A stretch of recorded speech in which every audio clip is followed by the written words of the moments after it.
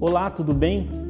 Eu sou o pastor Felipe, diretor de comunicação da Igreja Adventista da Promessa, e hoje eu quero compartilhar com você algumas ações que a nossa igreja está tomando na área da comunicação. Desde quando fomos surpreendidos pela pandemia, nós começamos a nos dedicar de forma intensa a produzir conteúdos de qualidade para o povo promessista, bem como todos aqueles que nos seguem em nossas redes sociais, obviamente buscando promover a edificação de todos. Nós produzimos conteúdos como lives devocional, programa Texto com Texto, programa Promessas de Esperança, programa Conexão Feminina e até a nossa escola bíblica se tornou um programa para o YouTube. O fato é, meus irmãos, que Deus nos abriu uma grande janela.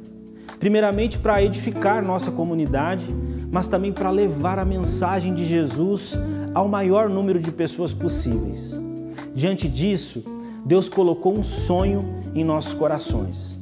Sonho esse de construir, com a ajuda de Deus e de todos os nossos irmãos, uma web TV. Uma TV promessista que fique online 24 horas por dia, levando a mensagem de Jesus àqueles que mais precisam.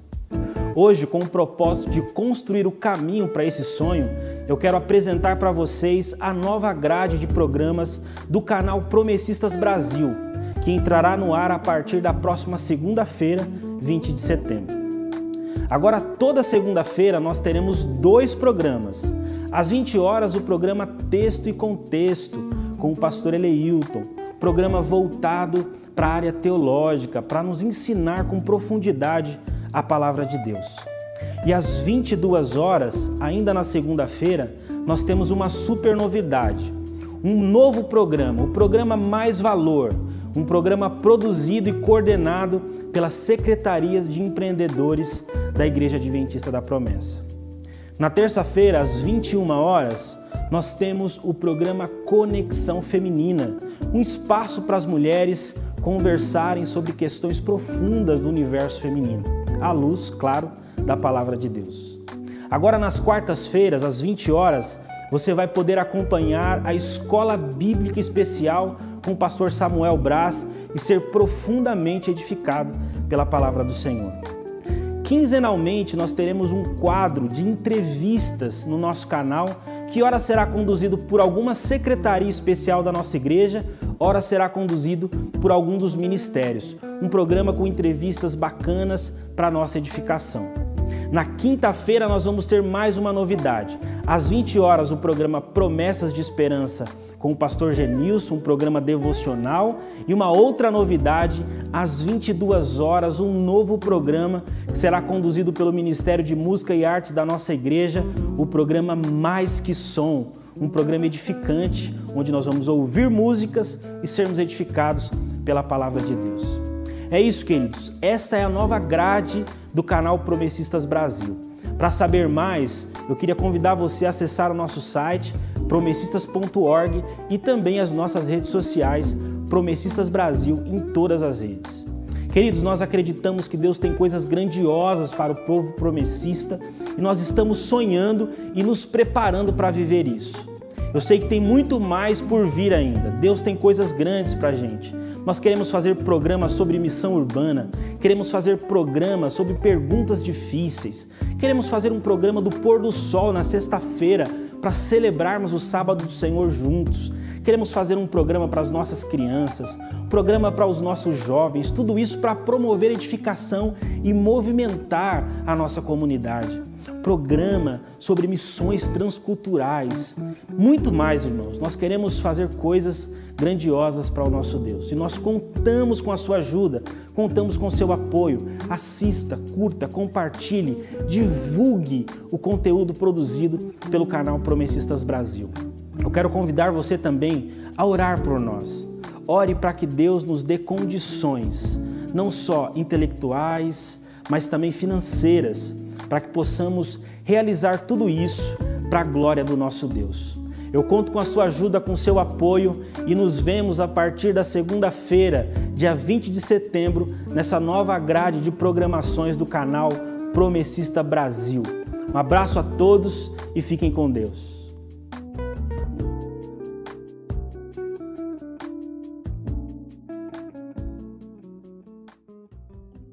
A paz do Senhor Jesus, meu irmão, minha irmã, sejam todos muito bem-vindos a mais um estudo da nossa lição bíblica. Eu sou o pastor Samuel e você está na nossa Escola Bíblica Especial. Nós estamos chegando ao fim dessa série, né? Hoje é a penúltima lição dessa série que está baseada em Colossenses e Filemon. Hoje nós vamos estudar o último trecho da carta de Paulo a Colossenses e na próxima lição a carta de Paulo a Filemon. Então viemos aí nesses 3 meses estudando a palavra de Deus juntos para entender essa ideia de firmados em Cristo, ou seja, essas aplicações a partir da carta aos Colossenses para a nossa vida cristã, para a nossa vida diária. E a nossa lição de hoje, que é a lição 12, vai falar justamente disso, o cristianismo no dia a dia. Antes da gente entrar em nossa lição, eu gostaria de convidar você a compartilhar o link, obviamente, para você passar aí para os máximo de pessoas que você conhece, da sua lista, no Instagram, no WhatsApp, passe para as pessoas terem também o contato com esse conteúdo que nós estamos estudando hoje. Eu lembro você também que ainda não se inscreveu em nosso canal, se inscrever no nosso canal, dar o joinha aqui em cada vídeo da nossa escola bíblica, porque isso faz com que o logaritmo, né, entenda que é um vídeo importante e ele acaba alcançando muito mais pessoas do que a gente imagina. Então, que você faça aí esse trabalho, né, de não só se inscrever, acionar o sininho, mas também de curtir aqui a nossa programação. Olha só, estamos chegando para a nossa conferência UMA, que será em novembro. A nossa conferência está chegando agora, no mês de novembro. Nós vamos, nessa conferência, falar um pouquinho sobre a missão. Nós viemos desde o ano passado com essa ideia, né, do UMA, que é justamente os norteadores dessa gestão: unidade, missão e avivamento. Ano passado nós falamos sobre unidade e a Conferência UMA desse ano vai falar sobre missão. Estamos buscando compreender o caráter missionário de Deus, redimindo a vida na nossa sociedade, redimindo a vida no nosso dia a dia, nas nossas relações comunitárias, mas também dentro de uma sociedade urbana, dentro de uma sociedade em que as pessoas estão atarefadas, as pessoas estão nos seus afazeres, mas como que a missão de Deus pode ser exercida dentro dessa sociedade urbana, dentro dessa sociedade que nós vivemos hoje. Então, olha, entra lá no site da conferência, conferenciauma.org, faça a sua inscrição, você pode conferir toda a programação, todos os temas que serão abordados, os palestrantes que estarão presentes. Vai ser uma programação muito especial e eu tenho certeza que ela será muito edificadora para a sua vida, para o seu ministério, abrirá novos horizontes na sua mente para entender essa missão de Deus e como exercê-la de maneira prática. Então, lembro você, conferenciauma.org, e você pode se inscrever e ter todas as informações. Nós vamos estudar hoje, então, a lição de número 12. Eu queria que você separasse aí a lição bíblica, que você separasse aí a sua Bíblia Sagrada para nós estudarmos a nossa lição. Antes de entrar a nossa vinheta, eu já lembro você que nós já estamos chegando para a próxima série de lições que vai tratar sobre as questões contemporâneas.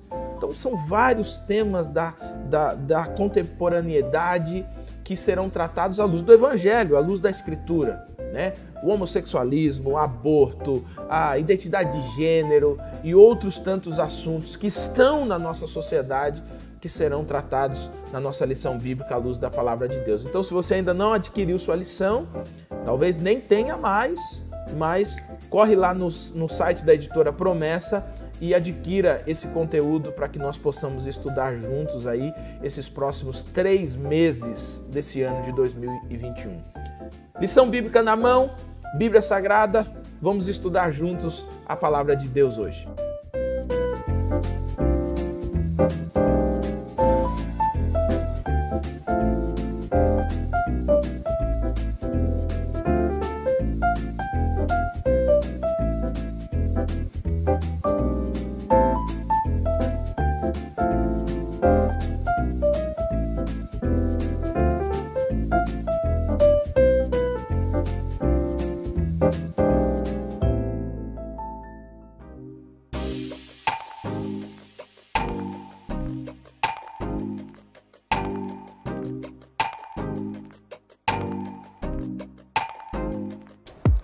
80% da população vive nas cidades. Esse número cresceu significativamente nos últimos tempos. Há 70 anos atrás, apenas 30% da população vivia em ambiente urbano. Você acha que essa migração das pessoas do ambiente rural para o ambiente urbano muda a forma como a igreja cumpre a sua missão? É sobre isso que nós vamos falar na Conferência UMA 2021. Eu quero convidar você para estar conosco nessa conferência. Nos dias 26 e 27 de novembro, nós estaremos juntos refletindo sobre esse tema. Quero convidar você a se inscrever e a estar conosco lá. Um forte abraço e até lá!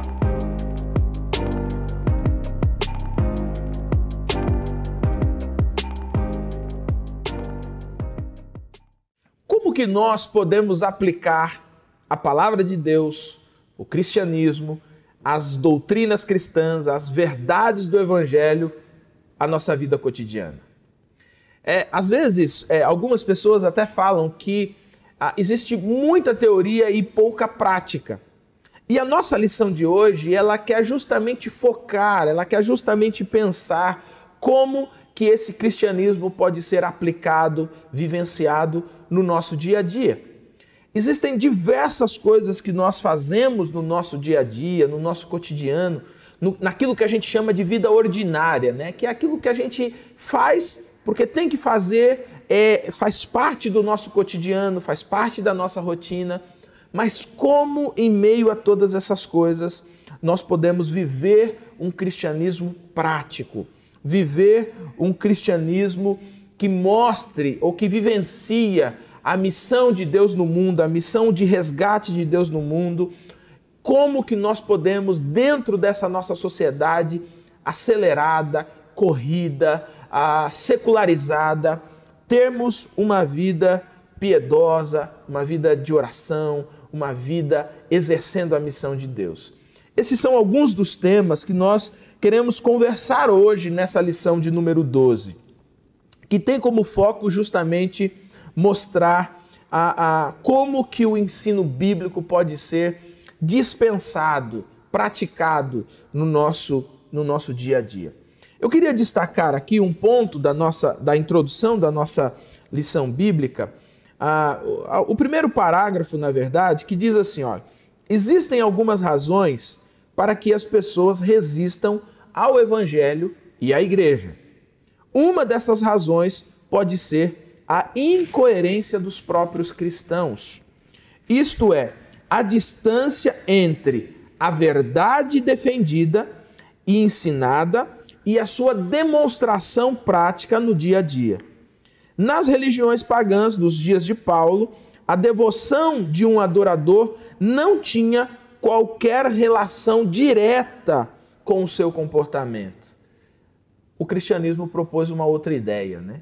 Já que Cristo muda a nossa vida, ele também muda a nossa forma de ser. Então, não existe como ser um cristão verdadeiro em Cristo e a sua vida prática no dia a dia não refletir essa verdade de Cristo. Nós precisamos corrigir essa incoerência para que o evangelho sobressaia sobre a nossa vida. Para nos ajudar então nesse tema, está aqui mais uma vez conosco o pastor Eleilto. Pastor Eleilto, seja bem-vindo mais uma vez aqui com a gente e que sua participação aqui seja abençoadora nesse tema. Amém, pastor Samuel. Uma alegria poder estar com você aqui mais uma vez. Amém. Graça e paz para todos aqueles que estão acompanhando essa programação, esse estudo da lição, que o Senhor nos ajude aqui hoje, que seja um tempo muito rico de aprendizado da palavra de Deus. Amém, amém. Glória a Deus. Eu queria ler com você o texto base da nossa lição, que ela vai pegar esse último trecho até o fim, né, da carta de Paulo aos Colossenses, mas os versículos 5 e 6 está como texto base da nossa lição. E ele diz assim: andai com sabedoria para com os que estão de fora, remindo o tempo. A vossa palavra seja sempre agradável, temperada com sal, para que saibais como vos convém responder a cada um. Então, aqui está o texto base já tratando de uma questão prática mesmo, né? Como que nós vamos lidar de maneira prática, né? Pastor Eleuto, vamos então para a nossa primeira pergunta. O apóstolo Paulo aqui, até no comentário do primeiro item, ele vai trazer pelo menos duas características da oração apresentadas aqui nesse texto de Colossenses 4. É possível um cristão viver o cristianismo no dia a dia sem essa prática? Com certeza não, pastor Samuel. A prática da oração, ela é fundamental e essencial para todo cristão. Por isso não há como falar em cristianismo no dia a dia, como é o tema base dessa lição, sem falar da prática da oração. A lição bíblica chega a colocar que a oração ela é tão essencial quanto a nossa respiração.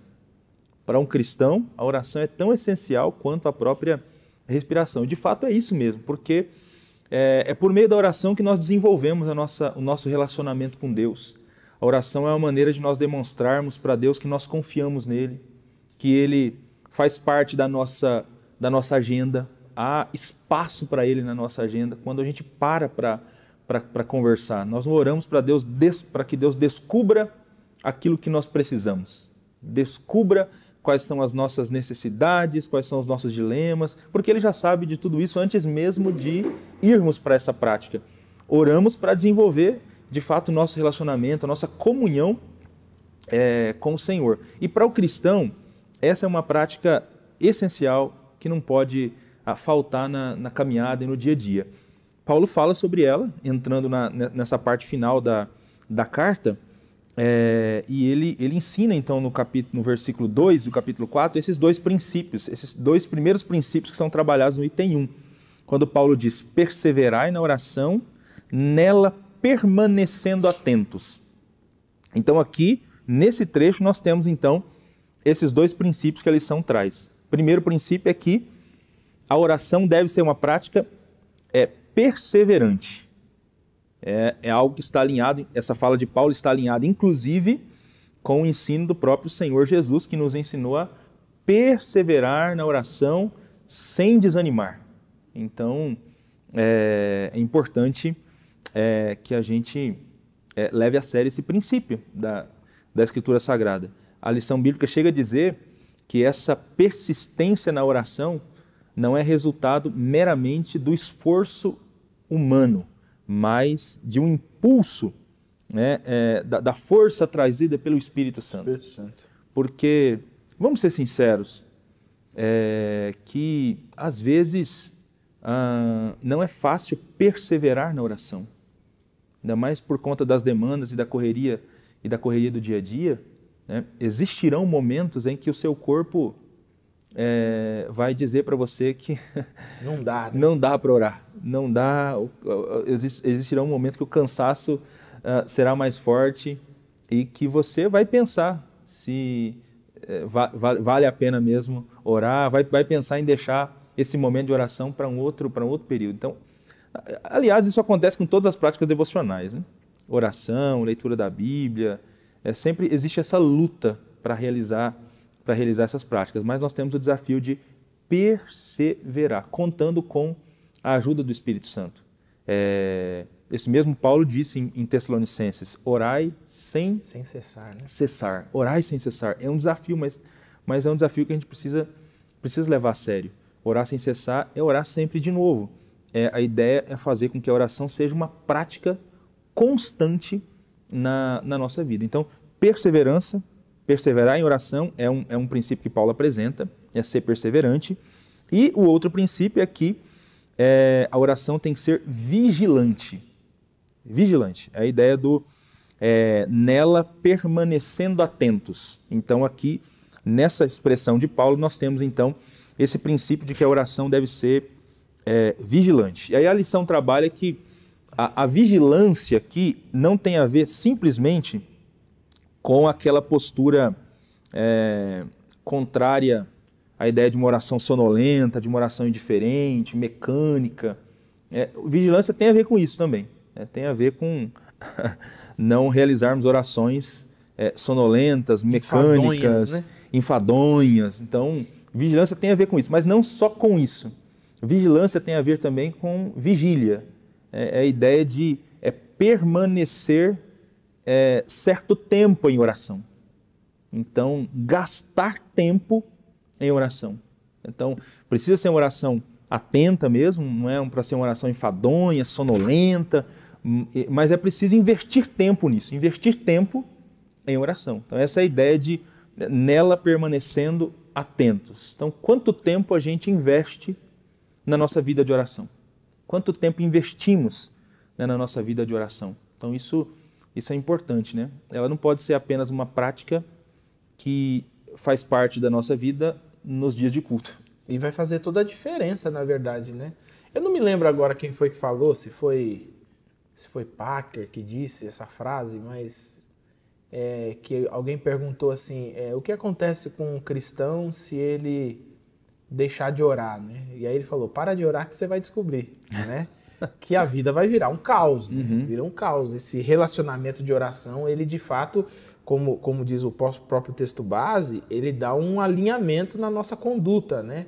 Nas ansiedades do coração e por aí vai, né? Com toda certeza. A gente acaba, por meio da oração, realinhando sempre a nossa vida com a vontade de Deus, né? A oração tem esse poder, né, de trazer paz para o nosso coração, trazer calma, serenidade, de ajudar a gente a discernir a voz de Deus. Deus se revelou por nós na sua palavra, nós ouvimos a voz de Deus enquanto lemos a palavra, mas a oração vai fazendo com que a gente tenha essa sensibilidade, né, para entender o direcionamento de Deus para a nossa vida. Enfim, é a maneira de nós desenvolvermos relacionamento com Deus. Então, de fato, é impensado, é estranho pensar em um cristão que não ora, que não investe tempo algum em sua vida de oração, ou que só ora nos cultos, né? Às vezes nem nos cultos. Ele vai no culto e no culto ele quer receber oração. Simplesmente receber oração.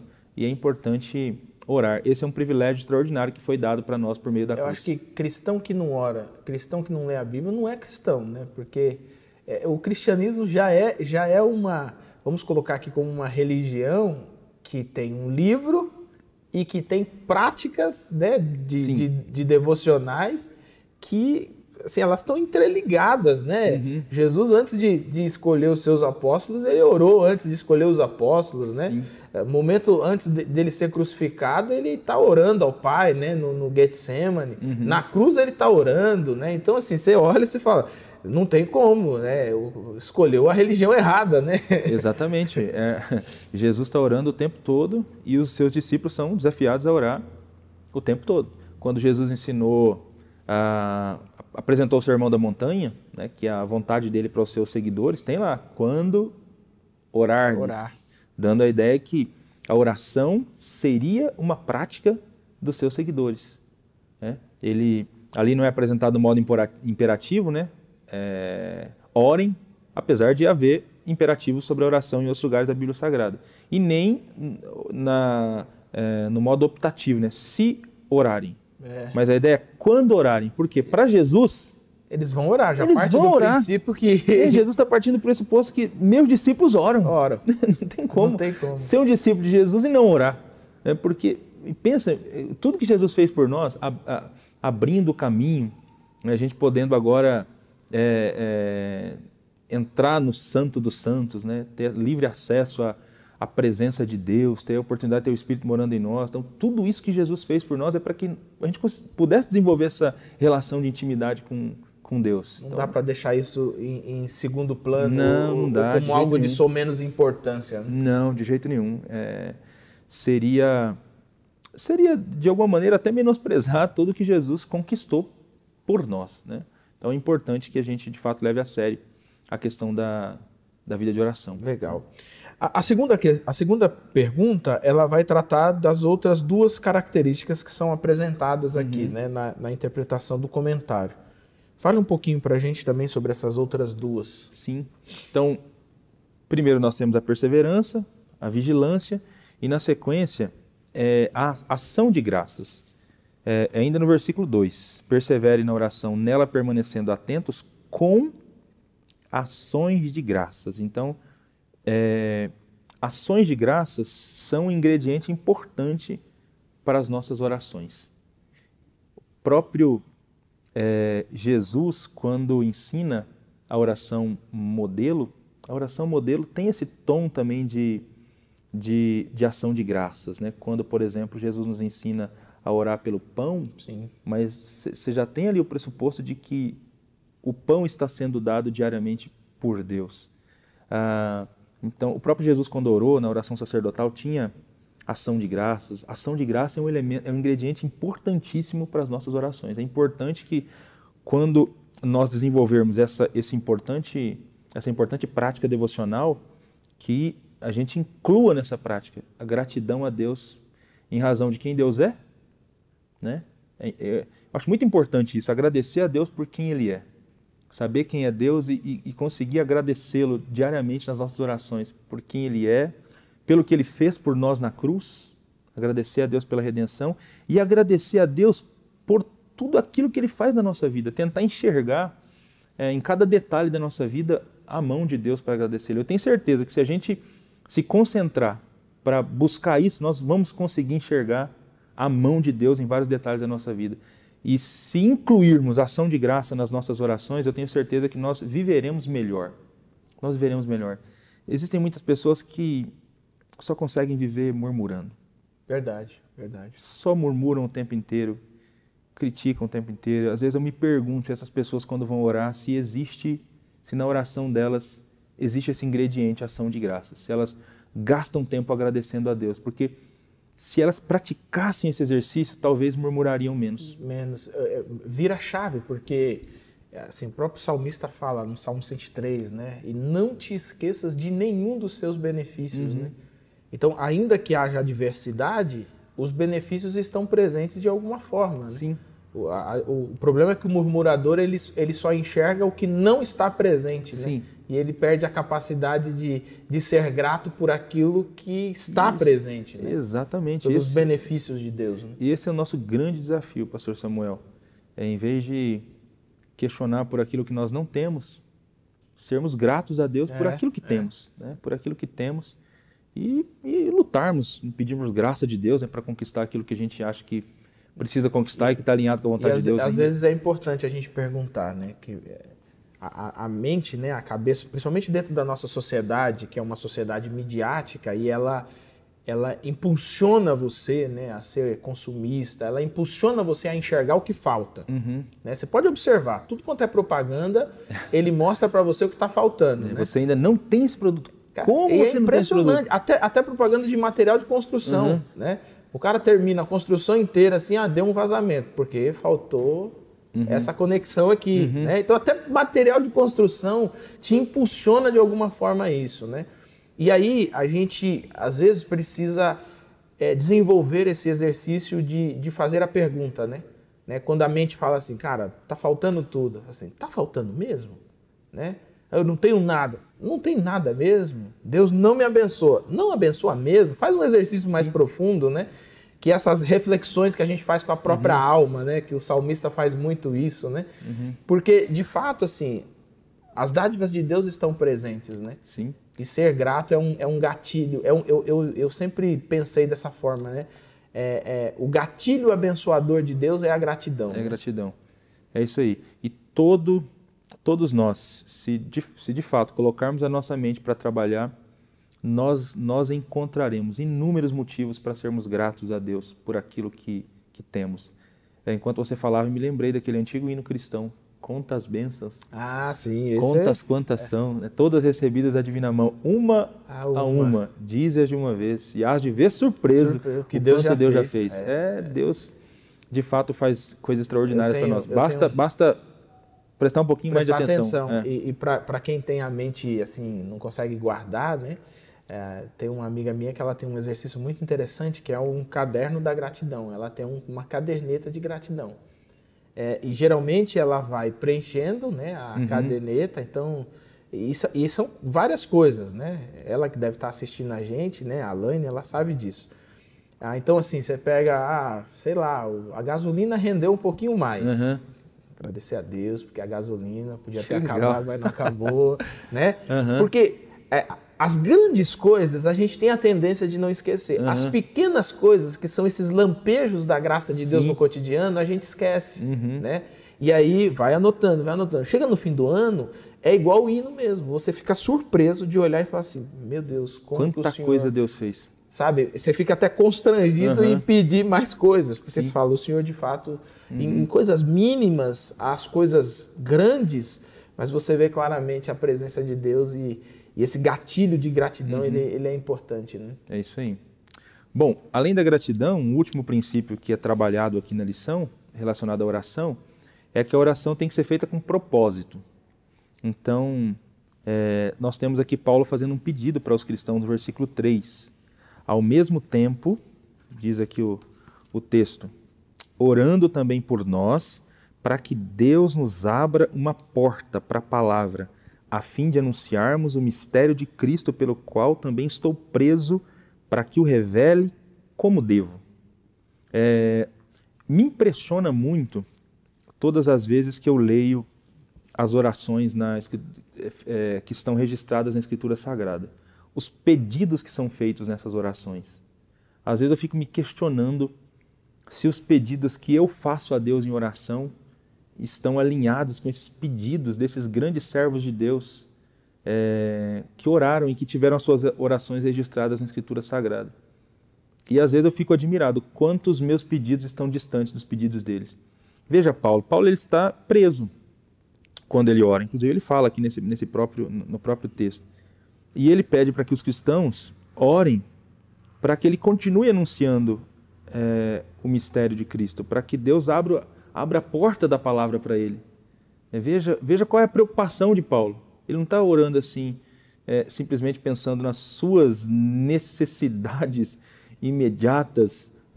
Ele está pedindo oração para que o evangelho continue sendo anunciado, pregado. Ele pede uma estratégia nova, na verdade. Uma estratégia nova. Não pede para abrir a nova. cadeia, pede uma estratégia para que naquela realidade o que ele pode fazer. Né? Exatamente, interessantíssimo isso. E aí, olhando aqui até o próprio capítulo 4 de Colossenses, o versículo 12 fala do Epáfras, que é o plantador dessa igreja.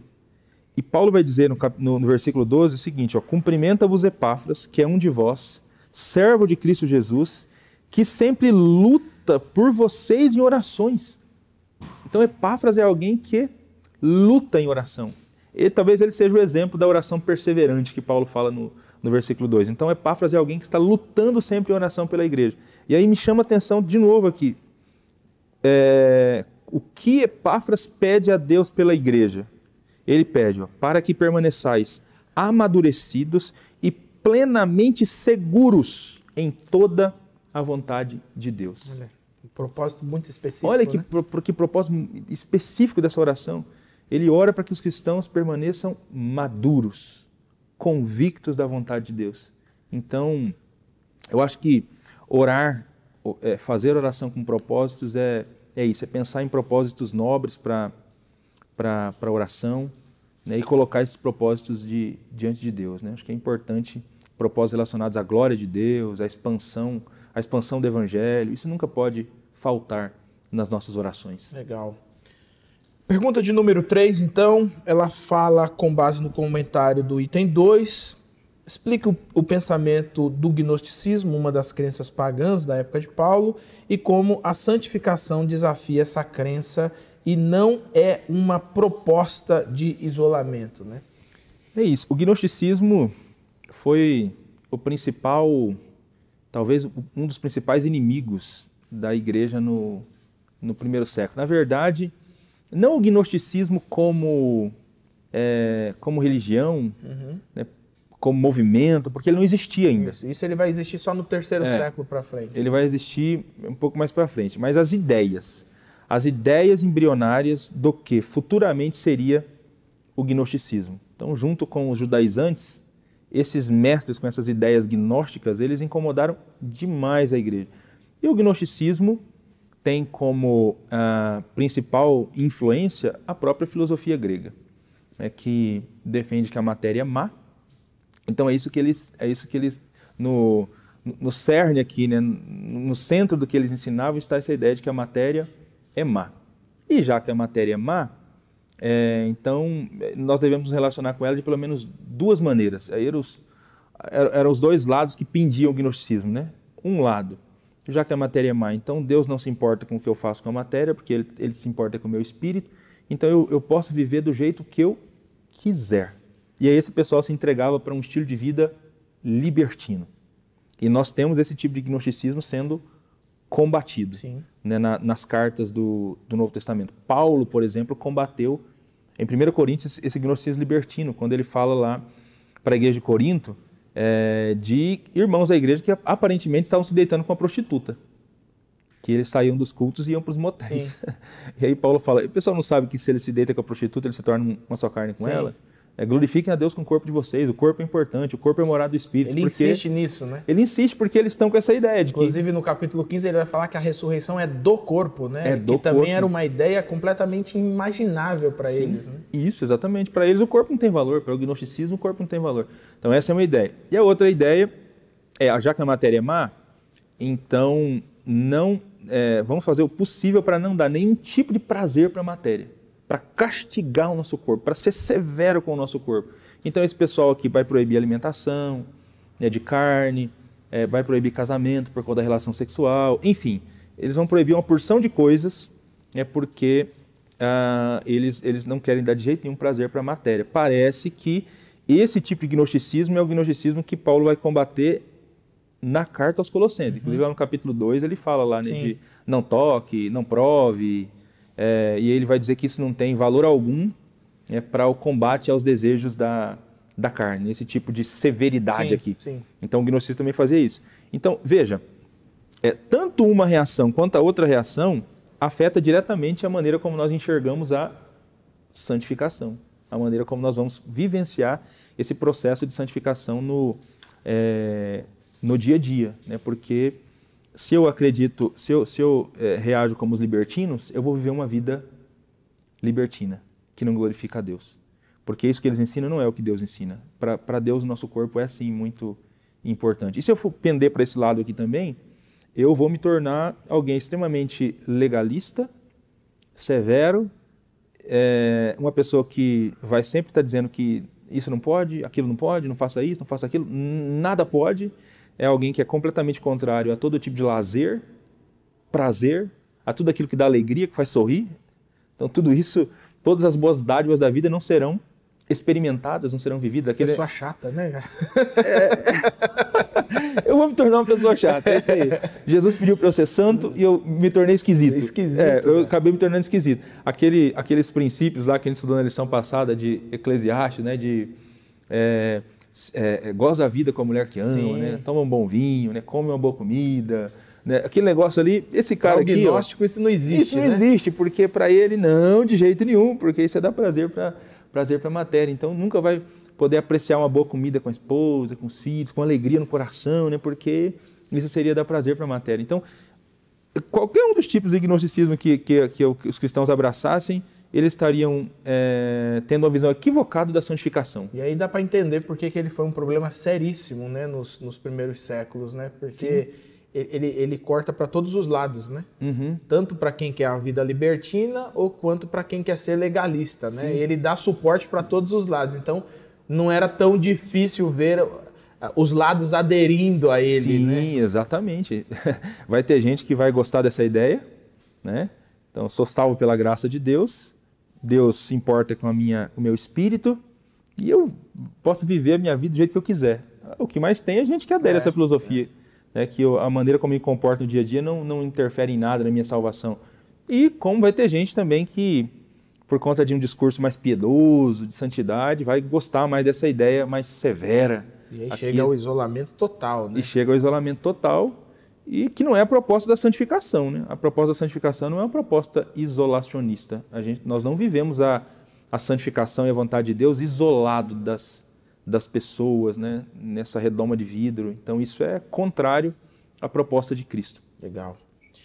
Pergunta de número 4, com base no 3º ao 5º parágrafo do item 3, como podemos relacionar o ensino andar ou portar-se com sabedoria para os que estão de fora, remindo o tempo e todo o estilo de vida dos cristãos? Fale também sobre a referência de Paulo à palavra do cristão em Colossenses 4:6. Legal. Colossenses 4, então, versículos 5 e 6, Paulo diz: comportai-vos com sabedoria para com os de fora, aproveitando bem cada oportunidade. A vossa palavra seja sempre amável, temperada com sal, para saberdes como deveis responder a cada um. Veja que interessante essa orientação do apóstolo Paulo. Essa preocupação que Paulo diz que a gente deve ter com os de fora.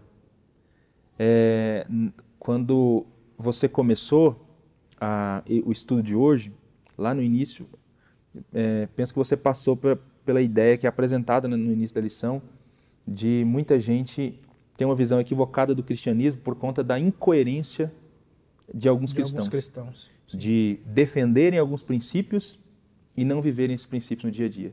De fato, isso é um problema. Você tem um discurso e a sua prática não condizer em nada com o seu discurso.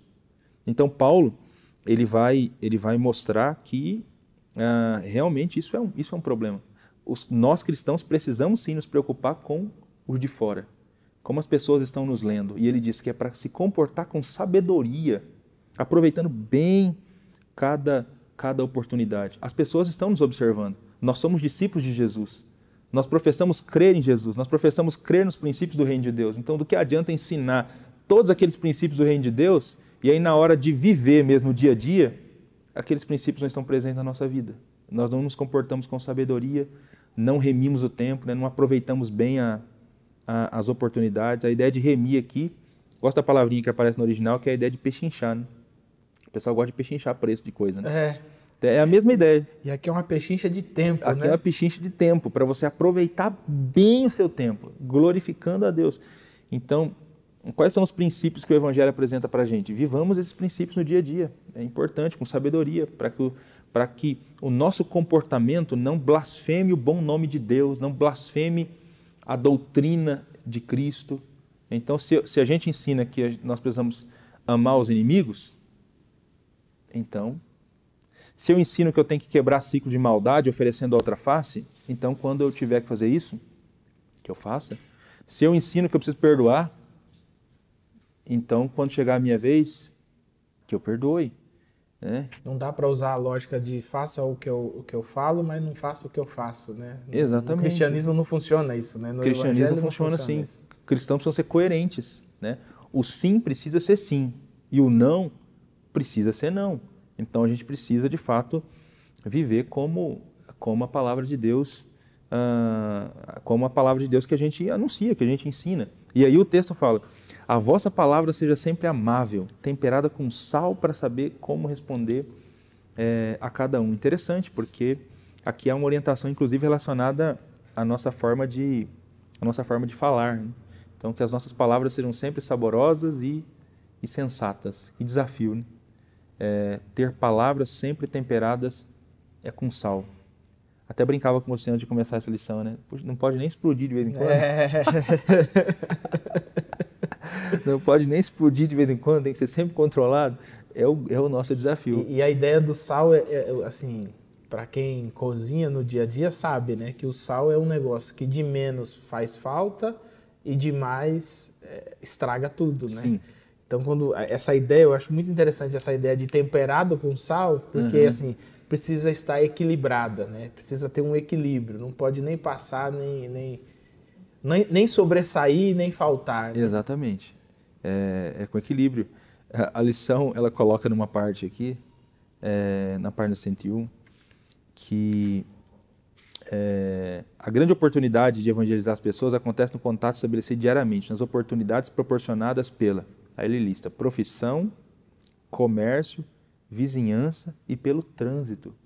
Olha só. O trânsito é uma luta, né? O trânsito aparece. Então, palavras temperadas com sal. Palavras temperadas com sal. Na profissão, lá no ambiente de trabalho, no comércio, quando aquele vendedor, aquela vendedora fez alguma coisa que não te agrada, quando o produto não funcionou como deveria funcionar. Então, como é a maneira como você vai procurar essa pessoa para reclamar, né? Qual é o tom de voz, né? Como é que você se relaciona com as pessoas no comércio, na vizinhança, né? Com aquele vizinho que faz um monte de coisa que te aborrece, que você não gosta. Então, como é que você se relaciona? E no trânsito, né? Palavras temperadas com sal. É um desafio. É um desafio, né? Aqui você percebe como que a teoria é muito mais tranquila, né? A ideia legalista, na verdade, é sempre essa, né? Para o legalista é muito mais fácil manter um quadrante fechado, né? Do que praticar de fato aquilo que Por isso que o próprio Jesus, quando está discutindo ali, está ensinando o Sermão da Montanha, ele fala, né, ouvistes o que foi dito, eu porém vos digo, né? E você observa claramente isso, né? Então, ouvistes o que foi dito, amarás o teu próximo, né? E odiarás o inimigo. Eu, porém, vos digo, né?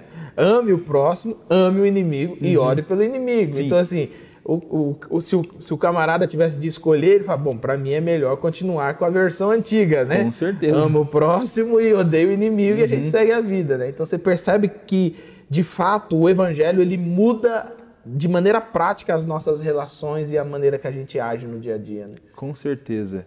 É quase subversiva, né?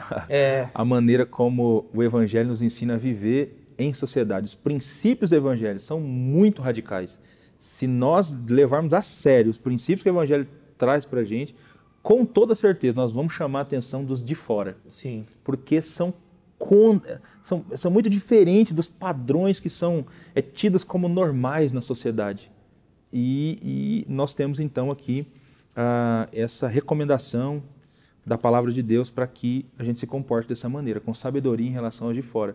Isso é cristianismo no dia a dia. No dia a dia, legal. Cristianismo no dia a dia. Bom, na aplicação então, meu querido estudante da palavra de Deus, nós estamos chegando ao fim da nossa lição bíblica e nós temos aqui os 2 pontos na vida em foco. A oração faz parte do cristianismo diário e a coerência também faz parte do cristianismo diário.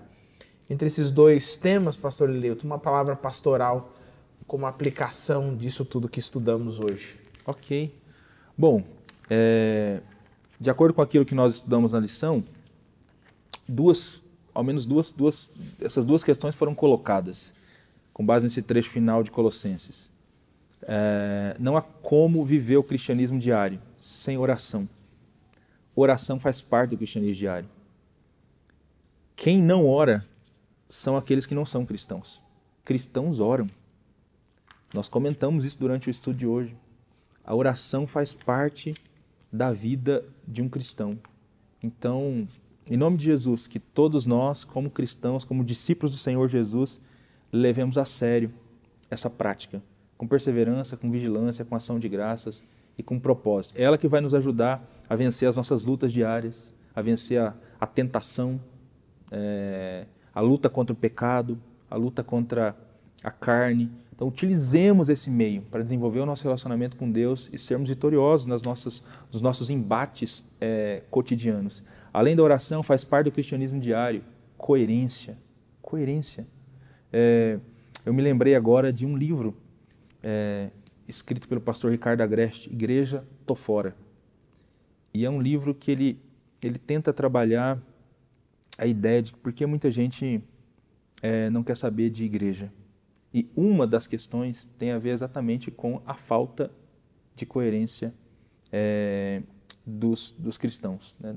Por pregarem uma coisa e viverem outra coisa completamente diferente. Isso acaba trazendo aversão para as pessoas, e aí quando elas olham para a comunidade chamada igreja, elas dizem, e se igreja é isso, estou fora, né? Não quero saber de igreja. Então, levemos a sério aquilo que a gente prega, aquilo que a gente ensina, né? Que o nosso sim seja sim, o nosso não seja não, e a gente viva os princípios do Evangelho de Jesus e nos comportemos com sabedoria em relação aos de fora, com palavras sempre temperadas com sal. Que o Espírito possa nos incomodar e nos ajudar a vivermos isso no nosso trabalho, com os nossos vizinhos, com os nossos familiares, no trânsito, em todos os ambientes onde nós estivermos. Que o estilo de vida cristão, o estilo de vida baseado na vida de Jesus esteja presente na nossa vida. Amém, amém. Ora pra gente. Amém, vamos lá. Senhor, nós somos muito desafiados hoje por meio da Tua Palavra, Senhor. Aqui não existem pessoas perfeitas. Nós somos tão pecadores quanto aqueles que nos assistem, quanto aqueles que nos ouvem nessa oportunidade. Mas há em nós, Deus, um profundo desejo de fazer a Tua vontade, de fazer o Teu querer, de acertar, de viver com coerência no nosso dia a dia, de vivenciarmos diariamente a prática da oração, como ela deve ser vivenciada. Ajuda-nos, Senhor, ajuda-nos, que nunca falte em nós esse desejo de orar, esse desejo de estar na Tua presença e desenvolver comunhão contigo. Que nunca falte em nós, Senhor, esse desejo de viver de maneira santa no dia a dia, de viver com temor, de viver o temor do Senhor no nosso dia a dia, de viver com coerência, para que o cristianismo seja visto diariamente nas nossas falas, no nosso comportamento, com os nossos vizinhos, com os nossos colegas de trabalho. Em nome de Cristo Jesus, Deus, ajuda-nos. Esse é o nosso desafio à luz desse trecho final de Colossenses, que a Tua Palavra possa criar morada em nosso coração e nos transformar para que sejamos cada vez mais parecidos com Jesus. É a nossa oração, meu Deus. Amém. Amém. Amém. Pastor Eleuto, mais uma vez, obrigado. Amém. Que Jesus continue abençoando sua vida, ministério. Meu querido estudante, minha querida estudante, que Jesus abençoe grandemente sua vida. Segunda-feira, texto com texto. Terça-feira, nós temos Conexão Feminina. Você sabe, a nossa escola bíblica vai ao ar às quartas-feiras, reprise aos sábados. Quinta-feira, Promessas de Esperança. Fique atento a toda a nossa programação e que Jesus possa conduzir a sua vida em bons estudos. A gente se encontra na próxima semana.